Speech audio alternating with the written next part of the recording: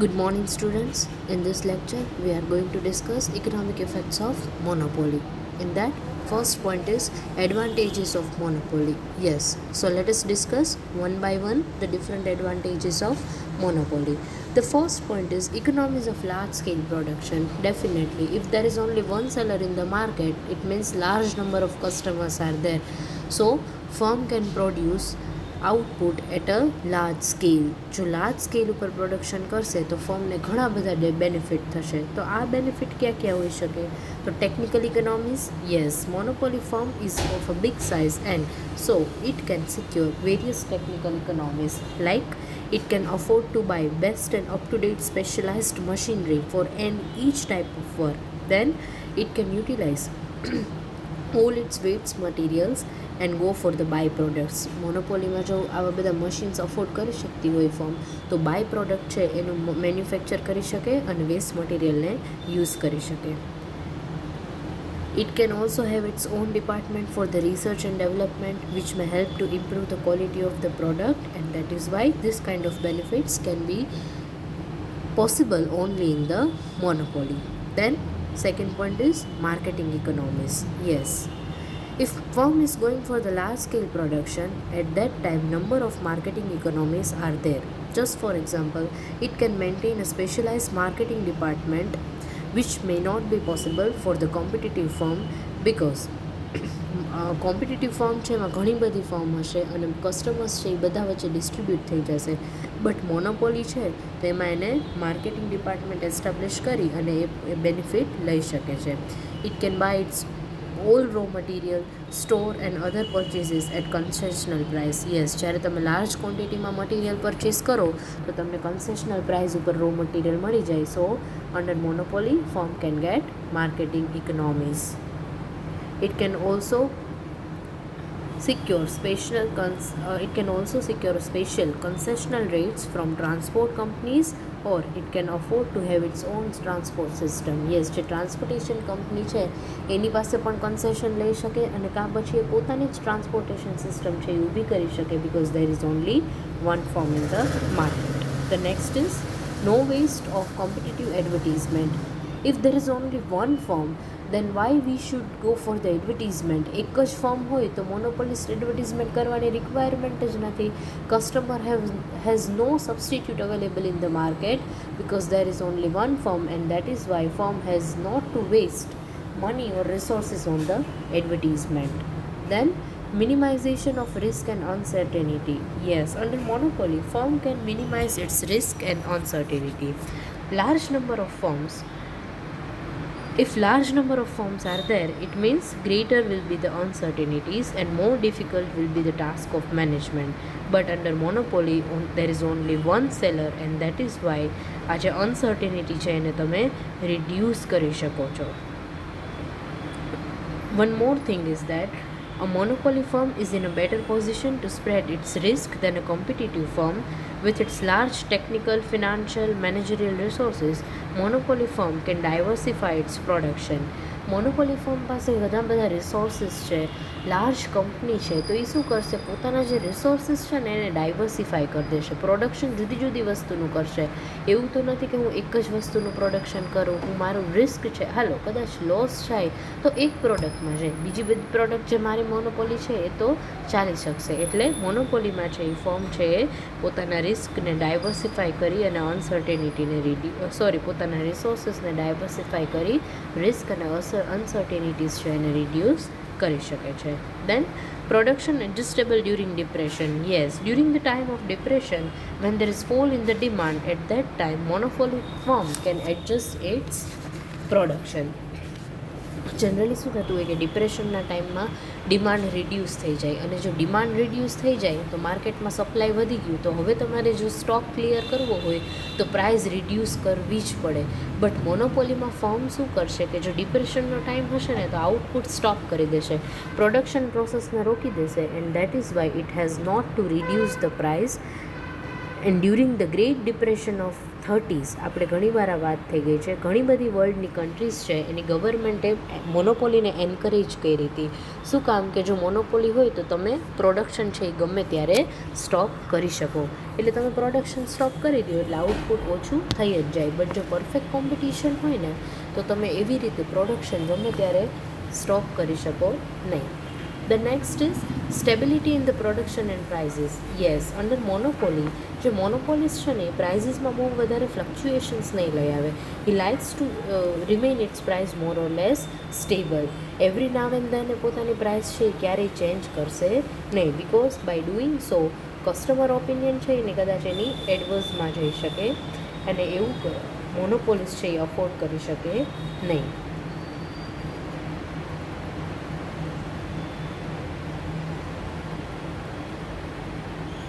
So it is about the stability in the production and prices કે મોનોપોલીમાં production અને price છે એ મોર or less છે એ સ્ટેબલ રહેશે. Next is evils of monopoly. આમ તો એવિલ્સને તમે છે ને દૂષણ તરીકે કન્સિડર કરી શકો કે મોનોપોલીના ઇકોનોમીને કયા કયા ડિસએડવાન્ટેજીસ છે, how it act as an evil for the society. So under that the first point is output under monopoly is less than the output under competitive condition. Yes, જો perfect competition માં શું થશે, price is fixed, the firm has to accept the prevailing market price. એનો મતલબ એમ કે ગમે તેટલું output produce કરે પ્રાઇસ તો એટલી ને એટલી જ રહેશે. But under monopoly if monopolist will increase its output it has to lower the price.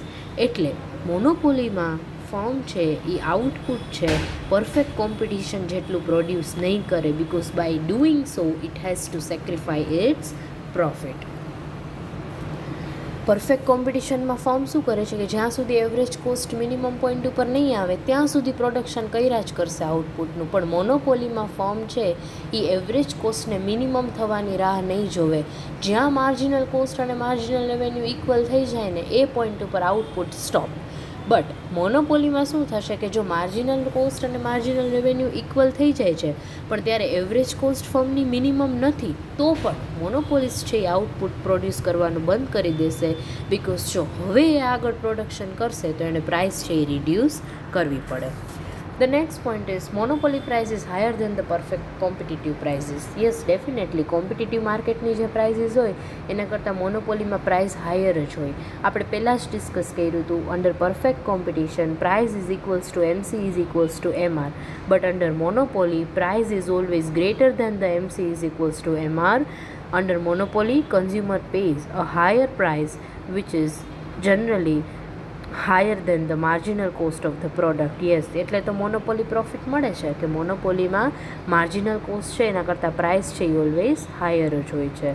So consumer will in some sense be better off when marginal cost equals to price than it is less than the price. Yes, એટલે marginal cost છે એ price કરતાં પણ ઓછી ક્યારેય થવાની નથી. Monopoly છે એમાં હંમેશા મોનોપોલી પ્રોફિટ્સ તો રહેશે જ ફર્મને. The third point is under monopoly the firm is not of that optimum size. Yes, optimum production મોનોપોલીમાં ક્યારેય ન થાય.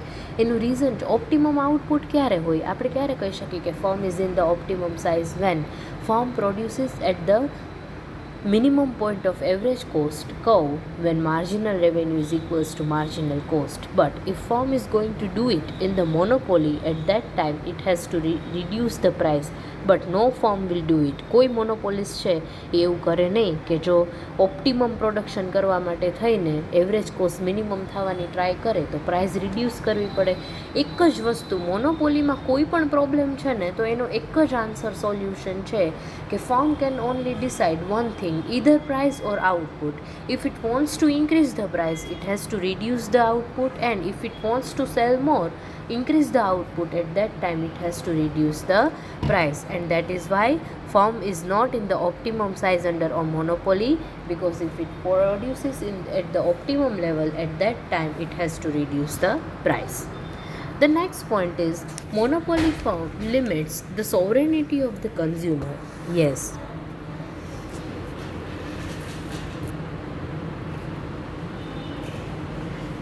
generally આપણે પરફેક્ટ કોમ્પિટિશનમાં શું કહેતા હોય, કસ્ટમર આર ધ કિંગ, કે કસ્ટમરને જેવું જોઈએ છે એવું તમારે એને પ્રોવાઈડ કરવું પડશે. But under monopoly condition, as there is only one seller in the market, at that time factors of production are not distributed in keeping with the preference of the customer, but they are distributed according to the monopolist's own judgment monopoly, and therefore it seriously limits the sovereignty of the consumer. Perfect કોમ્પિટિશનમાં જે seller છે એ શું ધ્યાન રાખે કે કસ્ટમરને જેવી જોઈએ છે ને એવી પ્રોડક્ટ આપણે પ્રોવાઈડ કરીએ, એટલે રિસોર્સિસ છે એ એના અકોર્ડિંગ ડિસ્ટ્રીબ્યુટ થશે. પણ મોનોપોલીમાં છે ને મોનોપોલિસ્ટ છે, સેલર છે, એ કસ્ટમરને અકોર્ડિંગ નહીં, પોતાની કન્વિનિયન્સીના અકોર્ડિંગ રિસોર્સિસ છે એ ડિસ્ટ્રીબ્યુટ કરે છે.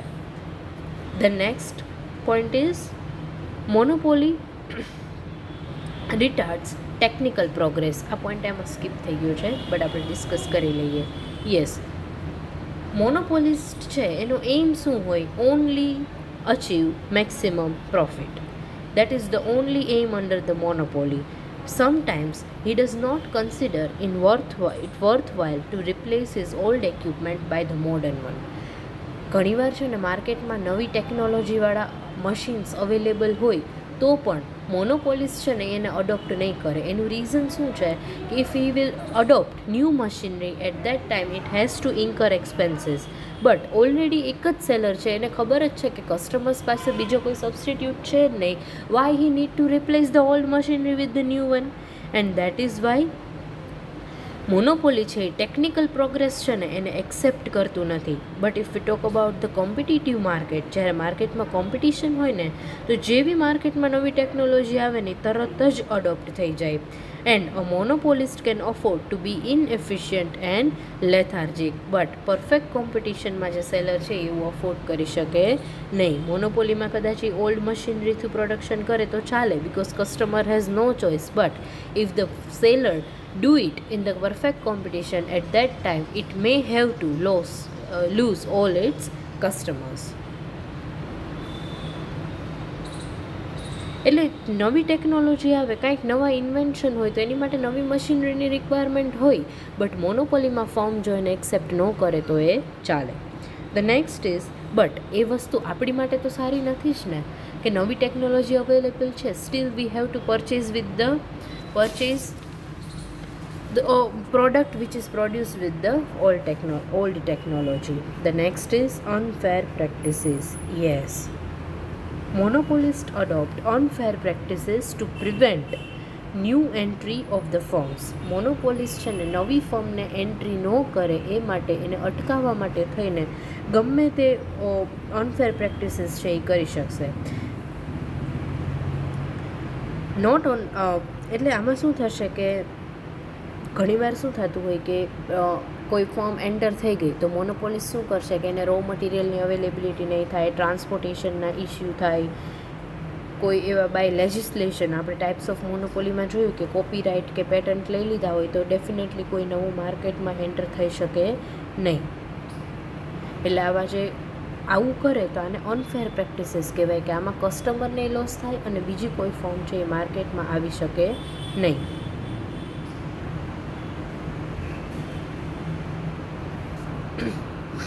Sometimes it may also happen કે મોનોપોલિસ્ટ શું કરે કે પોતાના જે કોમ્પિટિટર્સ છે એની ઇમેજ ખરાબ કરે, એની પ્રોડક્ટ છે એને ઇન્ફિરિયર પ્રૂવ કરે, પોતાની પ્રોડક્ટને સુપિરિયર પ્રૂવ કરવા માટે, અને આવા કોઈ પણ અનફેર પ્રેક્ટિસીસ કરી અને એને માર્કેટમાંથી એક્ઝિટ કરવા માટે એને ઇન્ફ્લુઅન્સ કરે.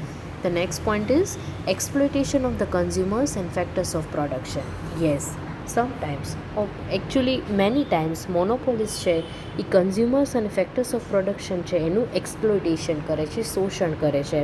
દે do not provide proper wages to the labours for their work. They provide lower rates of the remuneration than they would have obtained under the competitive conditions, because labor have no any other option to go for કોઈ માર્કેટમાં બીજી company છે જ નહીં, તો labour પાસે આ firm પાસે કામ કરવા સિવાય કોઈ ઓપ્શન જ નથી. એટલે મોનોપોલિસ્ટ છે એ લેબર્સ છે એને ઓછા પ્રાઇઝીસ પે કરે છે. બીજું એ કે કોમ્પિટિટિવ માર્કેટ હોય ને તો ફર્મ એવરેજ કોસ્ટના મિનિમમ પોઈન્ટ ઉપર વર્ક કરશે, તો પ્રાઇસ ઉપર સેલ કરશે. તો શું થયું કે કસ્ટમર્સ છે એને સારી પ્રોડક્ટ ઓછી પ્રાઇસ ઉપર અવેલેબલ હશે.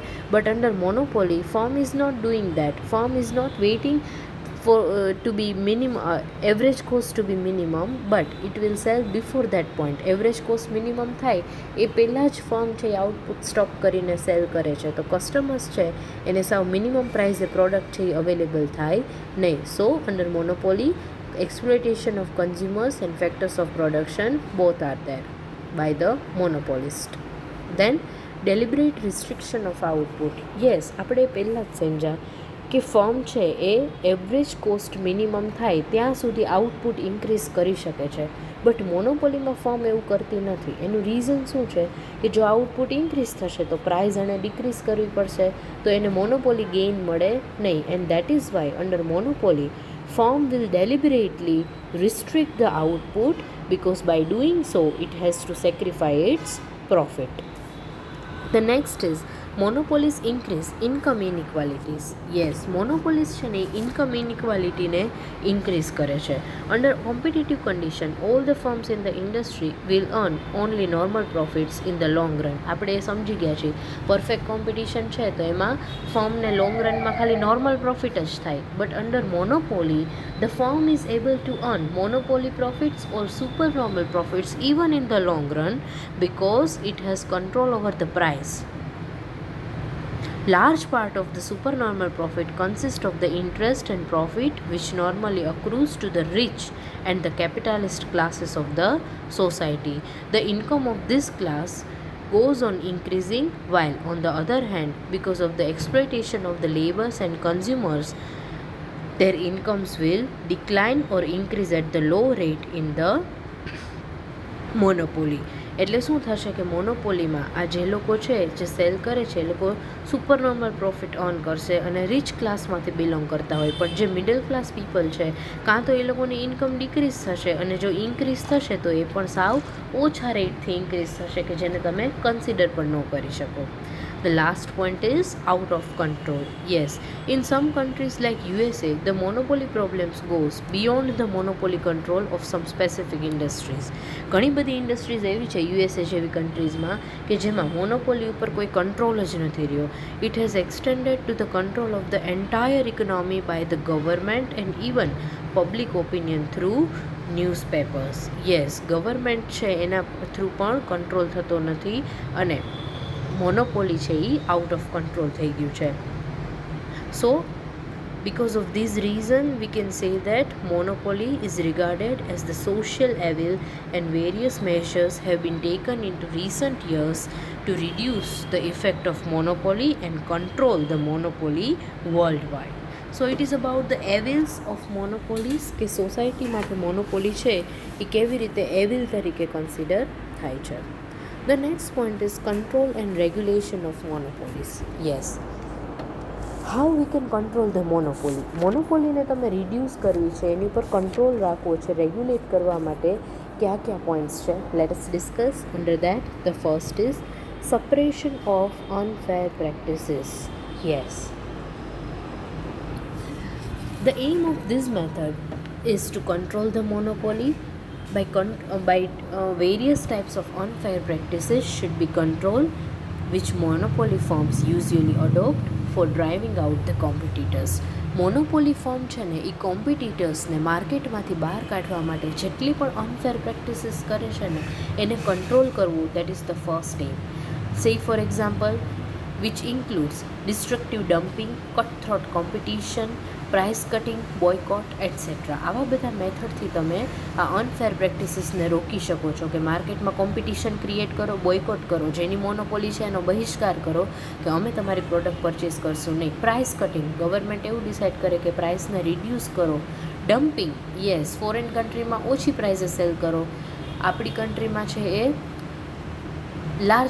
વધારે ઇમ્પોર્ટ કરો છો એને ચીપ કરી દો ને એક્સપોર્ટ કરો છો એને એક્સપેન્સિવ કરી દેવાનું. And the state May prohibit such practices by laying down that once price are reduced they could not be raised again. Yes, government એવો પણ રૂલ ઇમ્પ્લિમેન્ટ કરી શકે કે એકવાર જો પ્રાઇસ રિડ્યુસ થાય ને તો પછી તમે એને ઇન્ક્રીઝ કરી જ ન શકો, તો એના થ્રુ એની મોનોપોલી છે એ ડિક્રીઝ થઈ શકે.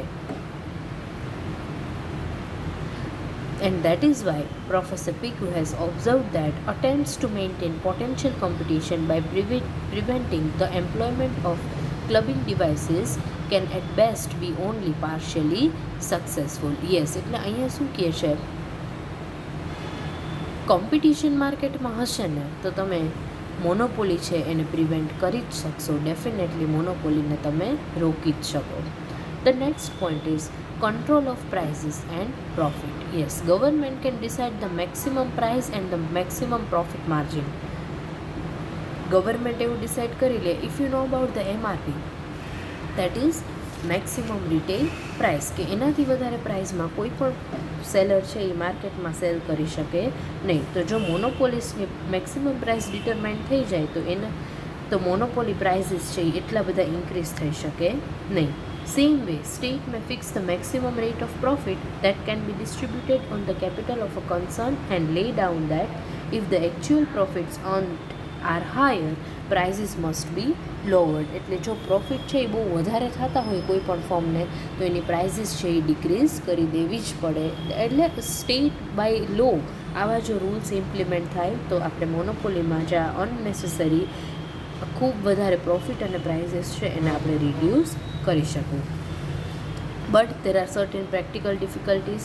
Just for example, in case of price fixation, different maximum prices will have to be fixed for every different type of quality of the monopolized product. જો મારી કોઈ પણ એક વસ્તુમાં મોનોપોલી છે, સે ફોર એક્ઝામ્પલ હું મોબાઈલ કવર બનાવું છું, તો મોબાઈલ કવર છે એની 3 ડિફરન્ટ ક્વોલિટી છે, તો હવે ક્વોલિટી વાઇઝ પ્રાઇઝીસ પણ ડિફરન્ટ હશે, તો એની પ્રાઇઝીસ મેક્સિમમ કેવી રીતે ડિટરમાઇન કરવી અને એવા પ્રોફિટ માર્જિન કેવી રીતે ડિટરમાઇન કરવા, આવી રીતે number of different products are there કે જેની ક્વોલિટી ડિફરન્ટ છે અને પ્રાઇઝીસ છે એ પણ એના અકોર્ડિંગ જ ડિસાઇડ કરવી પડે. સો there is some practical difficulties.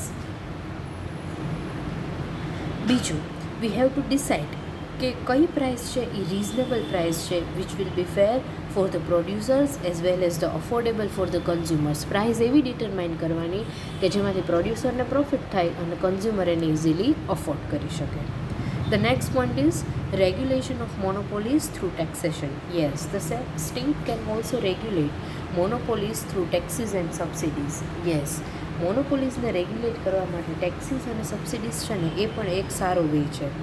Government can levy tax per unit of the output of the monopoly firm, or it can impose lump sum tax on the monopoly firm irrespective of the output. કાં તો different units ઉપર પર unit taxes impose કરો અને કાં તો જેટલું total output manufacture થયું છે એની ઉપર લમસમ ટેક્સીસ છે એ ઇમ્પોઝ કરી દો. એટલે શું થાય કે ગવર્મેન્ટ એટલા ટેક્સીસ લઈ લે એટલે પ્રોફિટ માર્જિન ડેફિનેટલી ઓટોમેટિકલી ઓછો થઈ જાય. Progressive taxes on the monopoly firm progressive taxes on the profit of a monopolist will be an effective step for reducing the income inequalities.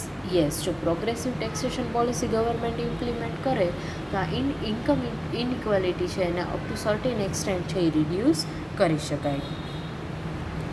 State can also impose penal tax on some monopoly firms which do not attain optimum size and deliberately restrict the output and keep the productive capacity underutilized or idle.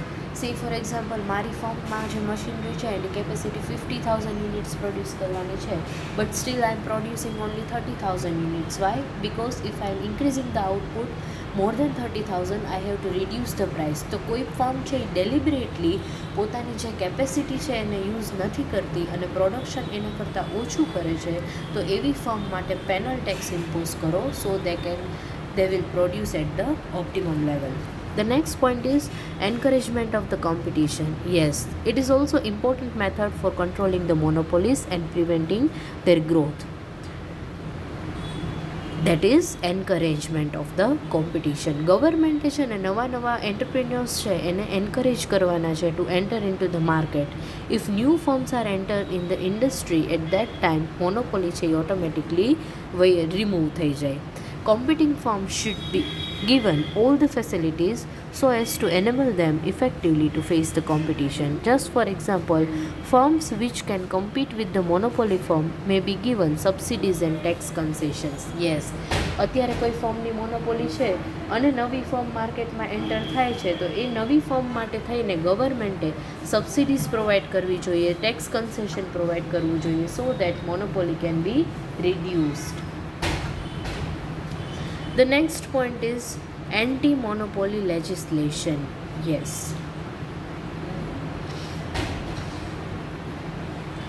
Government of many countries of the world have been forced to pass legislation for the effective control of the monopolies.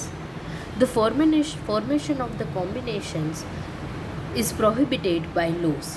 In America, for example, Sherman Act of 1880, આવા બધા ઘણા બધા Robinson પિટિનિયન act of 1936 આવા બધા ઘણા act છે એ મોનોપોલીને prohibit કરવા માટે થઈને ગવર્મેન્ટ છે એ ઇમ્પ્લિમેન્ટ કરે છે. And laws against cartels were passed in Germany and Australia also. And the aim of this anti monopoly legislation are the first is to prevent monopolies from coming into existence. Yes, સૌથી પહેલો એમ શું છે આવા લેજિસ્લેશનનો કે મોનોપોલીને આવતા પહેલાં જ રોકી દો. The second is, if they come into existence, get them dissolved and split them into a number of competitive companies. Yes, જો મોનોપોલી આવી ગઈ તો એ ફર્મ છે ને એને સ્પ્લિટ કરી દો ઇન્ટુ ડિફરન્ટ ફર્મ અને પછી એકબીજા વચ્ચે કોમ્પિટિશન ક્રિએટ થઈ જાય. And the third is to prevent monopoly firm for adopting unfair practices. Yes, હવે જો મોનોપોલી આવી જ ગઈ છે તો એને કોઈ પણ અનફેર પ્રેક્ટિસીસ અડોપ્ટ કરતાં પ્રિવેન્ટ કેવી રીતે કરવી, that is the aim of this legislation. That is anti-monopoly legislation, means law. The next point is public ownership of monopolies. Yes, જો કોઈ પણ પ્રાઇવેટ મોનોપોલી હોય ને તો એને ગવર્મેન્ટમાં ટ્રાન્સફર કરી દો. In a view of the practical difficulties involved in controlling and regulating monopoly prices and output, it has been suggested that monopoly should be public owned. That is, they should be nationalized and operated by the state. એક જ example આપું, રેલવેઝના rates છે એ ક્યારે એટલા increase થાય છે?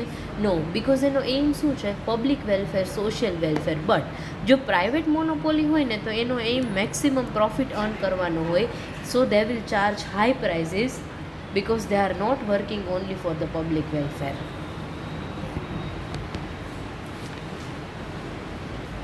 So it is about the public ownership of the monopolies. And the last point is other measures.